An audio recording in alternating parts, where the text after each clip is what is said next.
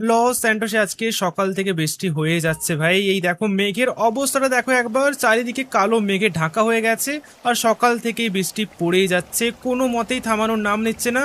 আমি টিভিতে দেখছিলাম, সেখানে বলছিল নাকি এই বৃষ্টি আরও বেশ কয়েকদিন চলতেই থাকবে, কোনো মতেই থামবে না। কিন্তু এরম হলে কাজ কি করে চলবে? আর এই দেখো বৃষ্টির মধ্যেও এখানে অ্যারোপ্লেন যাচ্ছে, জানি না কি করে চলছে। এয়ারপোর্ট তো সম্ভবত বন্ধ থাকার কথা। আর এরমই যদি বৃষ্টি চলতে থাকে না, তাহলে কিন্তু লস স্যান্টোসে বন্যাও চলে আসতে পারে। তো আমাকে শিনচেনকে নিয়ে আসতে হবে। আর আজকে চপও বাড়িতে নেই, তো আমাকে শিনচেনকে একাই নিয়ে আসতে হবে। এখন এই দেখো 10টা 42 বেজে গেছে। শিনচেনের স্কুল 10টায় মনে হচ্ছে ছুটি হয়ে গেছে আজকে, কারণ বৃষ্টির কারণে ছুটি হয়ে যাবে। আর লস স্যান্টোসে একবার বৃষ্টি পড়া শুরু হলে বৃষ্টি বন্ধ হতেই চায় না ভাই। আমি তাড়াতাড়ি শিনচেনকে নিয়ে আসি। যদি আজকেই বন্যা শুরু হয়ে যায় না, তাহলে কিন্তু মুশকিল হয়ে যাবে। আমাদের কোনো প্রবলেম হবে না, কারণ আমাদের বাড়িটা একটু উঁচু উঁচু এলাকাতে আছে, কিন্তু শিনচেনের স্কুলটা নিচু এলাকাতে। তো যদি বন্যা শুরু হয়ে যায়, তাহলে শিনচেনের স্কুল জলের তলায় চলে আসবে, আর তার সাথে সাথে শিনচেনও জলের তলায় চলে আসবে। তো আমাকে তাড়াতাড়ি শিনচেনকে নিয়ে আসতে হবে ভাই। চলো চলো ফটাফট যাই। আমি এমনিতেও শিনচেনকে আমি বলেছি যে স্কুলের বাইরে তুই ওয়েট করবি, আমি তাড়াতাড়ির মধ্যে পৌঁছে যাব। তো শিনচেন মনে হচ্ছে অনেকক্ষণ ধরে ওয়েট করে বসে আছে। 10টায় যদি স্কুল ছুটি হয়ে যায়, ও প্রায় 42 মিনিট ধরে ওয়েট করে বসে আছে। আমাকে তাড়াতাড়ি পৌঁছাতে হবে ভাই। যে বৃষ্টি শুরু হয়েছে, মনে হচ্ছে আজকেই বন্যা চলে আসবে, আর আজকেই পুরো লস স্যান্টোস জলের তলায় চলে যাবে। তো আমাকে তাড়াতাড়ির মধ্যে শিনচেনের স্কুলে পৌঁছতে হবে। চলো ভাই, গাড়িটাকে আমি একটু স্পিডে চালাই। এই রাস্তাটা দিয়ে আমি শিনচেনের স্কুলে অনেক তাড়াতাড়ি পৌঁছে যাব।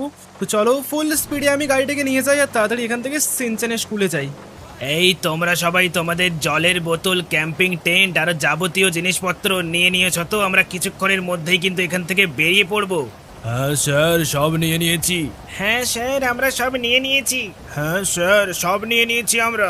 একবার তাও ভালো করে দেখে নাও, ক্যাম্পিং ট্রিপে যাচ্ছি আমরা, কিছু ভুলে গেলে কিন্তু আর ফিরে আসবো না। আর এ কি, তোমরা এখনো পর্যন্ত এখানে দাঁড়িয়ে আছো কেন? গাড়িতে উঠবে না নাকি?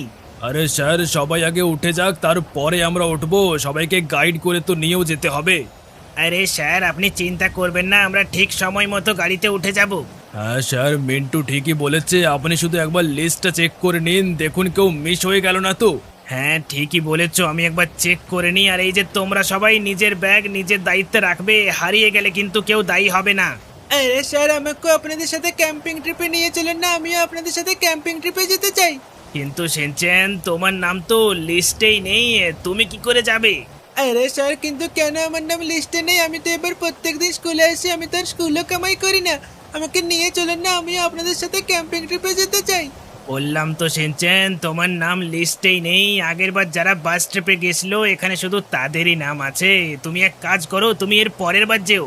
আরে স্যার, কিন্তু আমি এবারে আপনাদের সাথে